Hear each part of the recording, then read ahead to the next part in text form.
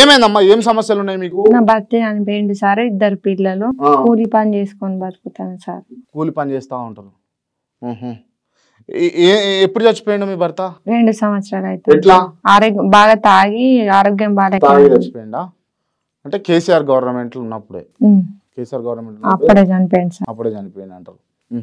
అంటే ఎంతమంది మీరు అక్క చెల్లెలు? ఎంతమంది? 5 అక్క చెల్లెలు. ఆయన తోడబుట్టేళ్ళు? ఆయన 3 అన్నములు, మా ఆయన చిన్నోడు సార్. చిన్న ఆయన. వాళ్ళు ఏం చేస్తారు? వాళ్ళు కూలి పని చేస్తారు. అంతా కూలి పని చేస్తారు కుటుంబం మొత్తం కూడా. 2 పిల్లలు అన్నావు కదా? 2 పిల్లలు. మీ కూతురు? ఈమెనే సార్. ఏం పేరు బుజ్జి? రితిక. ఏం చదువుతున్నావురా? 3rd చదువుతున్నావా? నా దగ్గర రావాలంటే భయపడుతున్నా. నీ పేరు ఏం పేరు నాన్న? విక్కీ. పోతున్నావా? స్కూల్ పోతున్నావా? పోతావా? ఏం చదువుతున్నావు? ఏబిసిడి చదువుతున్నావా? అది ఇది వాళ్ళ కుటుంబ నేపథ్యము. అమ్మ మీకున్న సమస్య ఏంది? రేషన్ వస్తుందా మీకు? రేషన్ వస్తుంది. అంటే ఇప్పుడు వితంతు పింఛన్ రావట్లేదు సార్. వితంతు పింఛన్ రాదు. మీ అత్తమ్మ ఏం చేస్తుంటది? మా అత్తమ్మ కూడా కూలి పని చేస్తుంది. ఇప్పుడు మీ భర్త చనిపోయిండు, మీకు ఆర్థికంగా కొంచెం ఏదైనా సాయం అయితే బాగుండే అన్న ఉద్దేశంతో ఇప్పుడు అక్కల నుంచి ఇక్కడ దాకా వచ్చారు, అంతేనా? అవును సార్. ఏం ఎక్స్పెక్ట్ చేస్తున్నారు మీరు? నాకు ఇల్లు లేదు సార్, నేను మా అమ్మ వాళ్ళ ఇంటికన్నా కిరాయి తీసుకొని ఉంటాను. అత్తమ్మ వాళ్ళ ఇంటికాడ కూడా మా ఆయన ఉన్నప్పుడు కూడా ఇల్లు ఏం కట్టలేదు సార్. అక్కడ కూడా ఉండడానికి ఏం లేదు. ఓకే, మీ తోడబుట్టిన ఎంతమంది అంటారు? 4 అక్కయ్యలు. కాక 4. మీరు చిన్నోళ్ళ పెద్దోళ్ళ? మీ 4. నాకంటే చెల్లి ఉన్నది సార్. చెల్లి. ఆమె పెళ్లి అయిందా? కాలేదు సార్. కాలేదు. మీ అక్కల పెళ్లిళ్ళు 3 అయినాయా? అయినాయి సార్. మీ నాన్న మీ అమ్మ ఏం చేస్తుంటారు? కూలి పనులే సార్. కూలి పనే పోతుంటారు. ఎకరం భూమి ఉన్నది, కూలి పనులే చేసుకుంటారు. ఎంత కూలి అంటే ఏం పని చేస్తారు మీరు కూలికి పోయి? మట్టి పని సార్. మట్టి పని. కాలువలు ఇట్లా తీస్తాం సార్. కాలువలు తీస్తారా? ఓకే. రోజుకి ఎంతసేపు కష్టపడతారు మీరు? ఎన్ని గంటల పని చేస్తారు? రోజుకా పొద్దున పోతే సాయంత్రం దాకా ఉంటాం సార్. ఒక మధ్యలో 1 గంట సేపు రెస్ట్ తీసుకుంటాం సార్. రెస్ట్ తీసుకొని ఎంత ఇస్తారు కూలి? 400 300 పడతాయి సార్. 400 300 కూలి వస్తాయి రోజుకు. ఖర్చులు అన్ని ఓన్ ఎంత మిగులుతాయి మరి రోజుకు? మిగులాయి సార్. పిల్లల ఆరోగ్యం కూడా మంచిగా ఉండదు సార్. ఊకే ఏదన్నా ఒకటి అవుతుంది సార్. మీ బాబుకు ఆస్తమా ఉన్నది సార్. ఆస్తమా ఉన్నదా? ఊకే జలుబు ఊకే అవుతుంది, ఉన్నదని ఆస్తమా వస్తుంది. ఓకే, ఇప్పుడు మీరు ఏం ఎక్స్పెక్ట్ చేస్తున్నారమ్మా? ఏం ఆర్థిక నాకు ఏదన్నా ఒకటి సాయం చేయాలి సార్. ఇది ఆమె అంటే ఇటువంటి కుటుంబాలు 1 కాదు 2 కాదు, ములుగు జిల్లాలోనే చూసుకుంటే 100,000 కుటుంబాలు ఉన్నాయి. అందులో ఈమెది ఒక కుటుంబం. పేరమ్మా? పేరు సరిత. సరితది ఒక కుటుంబం. ఆమె కుటుంబ సమస్యల్లో చూసుకుంటే వాళ్ళ సొంతం అంటే ఈమెను చేసుకున్నటువంటి భర్త అన్నదమ్ములే పట్టించుకోకుండా వాళ్ళని కొట్టడము, హింసలు పెట్టడము, వాళ్ళని ఇబ్బంది చేయడము, వాళ్ళ మీద కేసులు అవ్వడము. ఇదే విధంగా చూసుకుంటే ఈమెకు తోబుట్టును 4 అక్కయ్యలట. వాళ్ళ ఆర్థిక పరిస్థితి అంతంత మాత్రం. ఇట్లా చెప్తూ పోతే అంటే పొద్దంతా కష్టపడితే తప్ప రాత్రి 5,000 నోట్లకు పోయేటటువంటి పరిస్థితి ఉండనటువంటి కుటుంబ పరిస్థితులు వీళ్ళవి. సో ఖచ్చితంగా మీకు తోచిన సాయం ఏదైనా ఉంటే వీళ్ళకి సంబంధించినటువంటి అంటే అకౌంట్ నెంబర్ కావచ్చు, ఫోన్పే నెంబర్ కావచ్చు, నేను కింద డిస్ప్లేలో చేస్తా. మీరు ఎవరన్నా దయ తలిచి వాళ్ళ కుటుంబం బాగు కోసం ఆమెకి ఇల్లు కావాలట, కిరాయి ఇళ్ళల్లో ఉంటుందని చెప్పేసి చెప్తా ఉంది.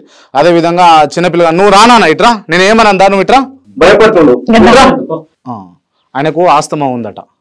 ఆ చిన్న పిల్లగానికి ఆస్తమా. ఎన్ని ఏళ్ళు ఉంటాడమ్మా ఆయన? 6 సంవత్సరాలు ఉంటాడు.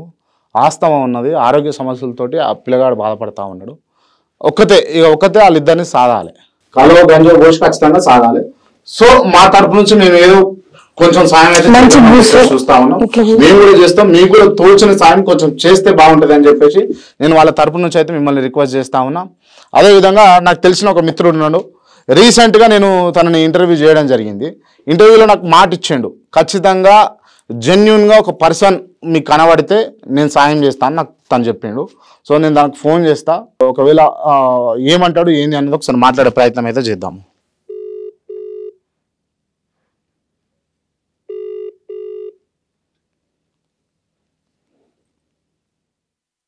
ఫోన్ లిఫ్ట్ చేస్తలేడు. ఒకవేళ ఫోన్ చేస్తే మాత్రం నేను ఇదే ఇంటర్వ్యూలో మాట్లాడి ఖచ్చితంగా మీకు సాయం చేయించేటటువంటి ప్రయత్నం అయితే చేస్తా. తన రిటర్న్ కాల్ చేస్తున్నట్టు. హలో క్రాంతి, చెప్పు. ఫోన్లో మీద ఫోన్ చేస్తున్నా. అన్న నమస్తే అన్న. నమస్తే క్రాంతి. బావరా అన్న? బాగున్నా క్రాంతి. అన్న యాక్చువల్గా నేను ఒక లైవ్లో ఉన్నా. ఓకే. ఏం లేదు అంటే నేను అనుకోకుండా మీకు కాల్ చేయడం జరుగుతుంది. నా ముందు ములుగు జిల్లాకు సంబంధించి వెంకటాపురం మండలం ఏ ఊరు అన్నారమ్మా? కేశవపురం సంబంధించినటువంటి ఒక కుటుంబ సభ్యులైతే నా దగ్గర రావడం జరిగింది. ఎందుకు, ఏ విషయంలో? అయితే వాళ్ళ ఆర్థిక పరిస్థితి బాగాలేదు. తన భర్త చనిపోయినాడు. ఆమెకు ఉన్నటువంటి చిన్న పిల్లగాడు ఉన్నాడు. ఆ పిల్లగానికి ఆస్తమా ఉన్నది అని చెప్పేసి వాళ్ళ ఆరోగ్య సమస్యలతో కూడా బాధపడతా ఉన్నారు. సో నేను మీకు కాల్ చేసింది ఎందుకు అని అంటే, మీరు నా ఇంటర్వ్యూలో అన్నారు జెన్యున్గా ఉంటే తప్పకుండా నేనైతే సాయం చేస్తానని చెప్పేసి మీరు అన్నారు. కాబట్టి నేను మీకు కాల్ చేసినానన్నా. మీరు ఎక్కడ ఉన్నారన్నా? హైదరాబాద్. ఇప్పుడే హైదరాబాద్, అదే బెంగళూరు నుంచి హైదరాబాద్కి వచ్చిన. ఓకే అన్న, కుదిరితే పక్కనే కదా అమీర్పేట, మీరు ఏమన్నా రాగలుగుతారా అన్న? వీళ్ళకు సాయం కావాలన్నా మీరు చేస్తారు అన్నని నేను కూడా ఎక్స్పెక్ట్ చేస్తా ఉన్నా. మీరు నాకు కూడా మాట ఇచ్చిర్రు. వాళ్ళ పరిస్థితి కూడా చాలా దయాదీన స్థితిలో ఉన్నారు వాళ్ళు. ఖచ్చితంగా మీలాంటి వాళ్ళు సాయం చేస్తే వాళ్ళకి ఎంతో కొంత వాళ్ళకైతే చేదోడు వాదోడుగా అయితే ఉంటుంది. వాళ్ళు ఎక్కడ? ములుగు జిల్లా వెంకటాపురం మండలం. వాళ్ళ హస్బెండ్ చనిపోయారా, వెళ్ళిపోయారా? చనిపోయిండు. ఓకే. ఎలా, ఏ రకంగా? బాగా ఆల్కహాల్కు అలవాటు అయ్యి చనిపోయిండంట. ఓకే, సరే. నాకు ఒక 10-15 నిమిషాలు టైం ఇయ్యి. నేను హాఫ్ అన్ అవర్ లోపు వస్తా. 10-15 నిమిషాలు కొద్దిగా నేను పని చేసుకొని హాఫ్ అన్ అవర్ వస్తాను మీ దగ్గరికి. ఉంటారా వాళ్ళు అప్పటిదాకా? నేను ఉంచుతా అన్న. నేను కూడా మాట్లాడేది ఉంది. కాకపోతే వెంటనే నాకు గుర్తు రాగానే నేను మీతో కాల్ చేసిన. నేను వాళ్ళ ఇంటర్వ్యూ తీసుకుంటే ఆ ఇంటర్వ్యూ కంప్లీట్ అయిపోయేలోపు మీరు దయచేసి రండి. తన పేరేం చెప్పింది? మీ పేరేమన్నారు? సరిత అన్నారు. ఫోన్ ఇవ్వ ఒకసారి. సార్ అమ్మా ఉండండి, నేను వస్తాను, ఒక అర్ధ గంటలో వస్తాను. Okay sir. సరే. రైట్.